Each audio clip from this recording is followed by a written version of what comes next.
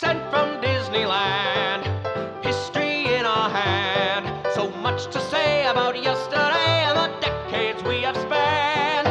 Postcards from the park, this journey will embark. See what has changed and what remains on Sent from Disneyland.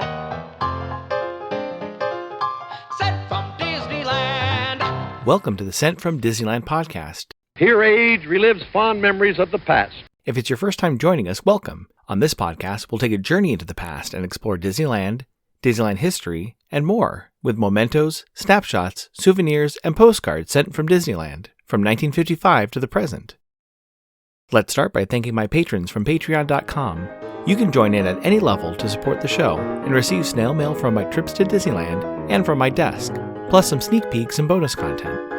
Special thanks to Random Olive, the first patron to this podcast, and to the rest of the e-ticket patrons, Tania, Eric Daniels, Monica Seitz Vega, Bill Dreffel, Scott Cagle, Russ Romano, Michael and Christina Cross, Angela Reynolds, and Sheila Harry. C-ticket patrons Serious Inquiries Only, Debbie Weinstein, Jennifer Schneep, Grace Coate, Patty Wolin, Ben and Noel Bruning, and Greg Gorley. B-ticket patron Joshua Bell, and to the A-ticket patrons Elise Sharp, Zealot Infinity, Alexis Robles, Angel DeBlock, Daps Magic, and the Beyond the Railroad podcast. I am your host, your post-host Clocky, and today we have 2 postcards sent from Disneyland.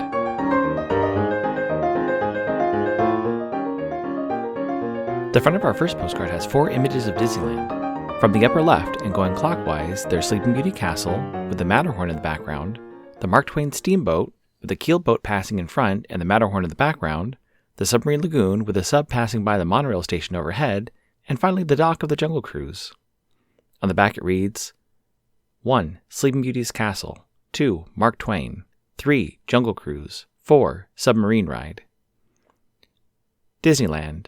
Walt Disney's fabulous Magic Kingdom, a place for the young in heart of all ages to find happiness and knowledge.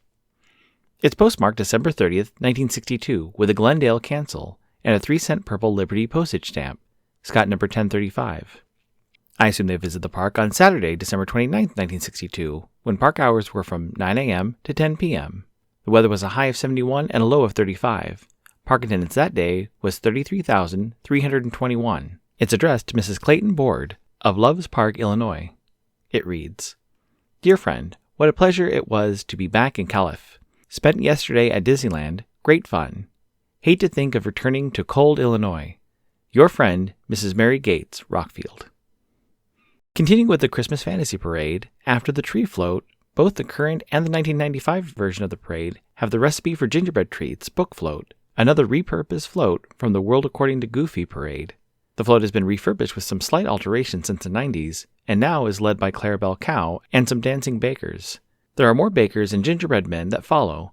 The only change between the 1995 version and now are the costumes that have been made more friendly.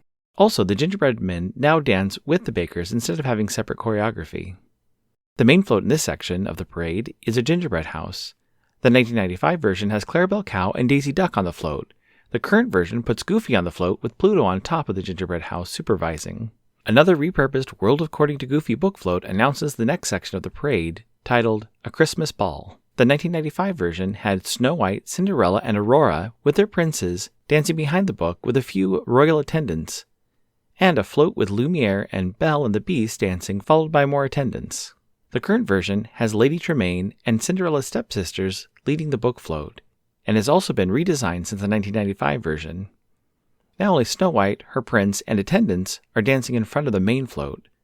Lumiere has been removed, and now the float carries Tiana, Aurora, Cinderella, and Ariel with their princes, and is still followed by Beast, Belle, and additional attendants. This is another point where the 2 versions become drastically different. There's another tree float in the 1995 version where we'll pause it for the next segment of this podcast. The current version continues with the blocks that were in the earlier 1995 version with Roger Rabbit and some Winnie the Pooh characters. These blocks now feature Toy Story characters. Looking closely, they've been completely rebuilt. The first float has Buzz on a spaceship with the little green men and a barrel of monkeys, followed by a toy Jeep with an army man driving Jessie and dancing elves. Then Woody on a rocking horse on top of another stack of blocks. This replaced the 1995 version, which had Ariel on top of the blocks.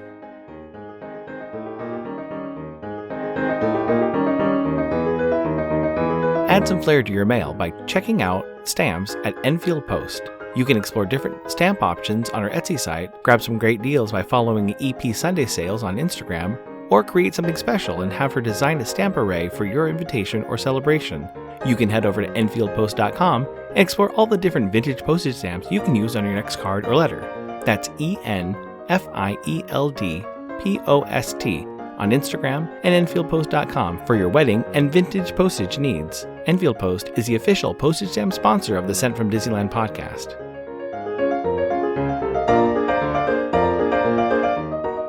The front of our next postcard has a group of well-dressed guests standing around an information desk. A few of them are signing a registration book, and on the right there's a boy in a military-style uniform.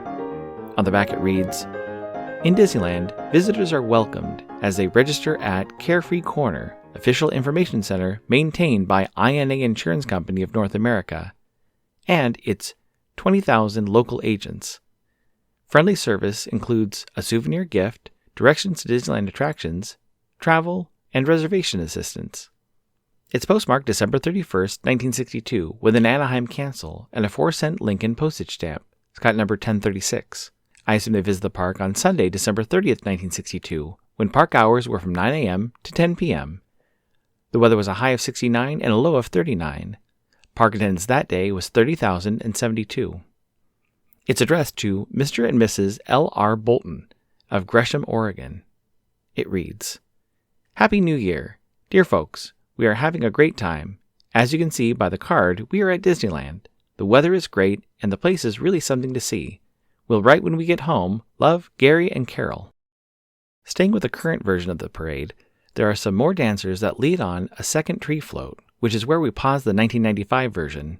Starting the 1995 version back up, there's a third World According to Goofy repurposed book float that appears reading "'Twas the Night Before Christmas." A horse-drawn carriage carrying Mickey and Minnie, dressed in their Mickey's Christmas Carol costumes, follow with some Dickens-style carolers with handheld microphones.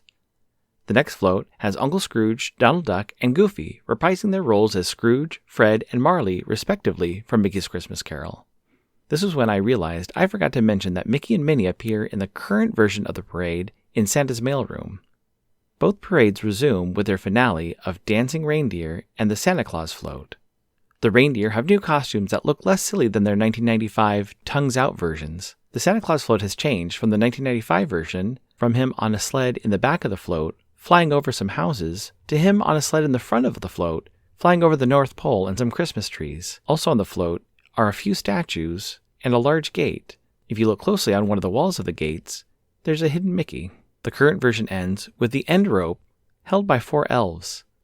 The original version had more characters, including the 7 dwarves, Rafiki, Miko, and the White Rabbit, followed by the rope held by 4 Dickensian women with large red bonnets. Looking at both, I enjoy the look of the current version of the parade, but I love the old Scrooge float. I also noticed that the original version had lyrics to the Christmas fantasy song specific to some of the sections of the parade, particularly the gingerbread section. I'm happy to be able to see both versions on YouTube. Although it is a long parade, it is a lot of fun to watch.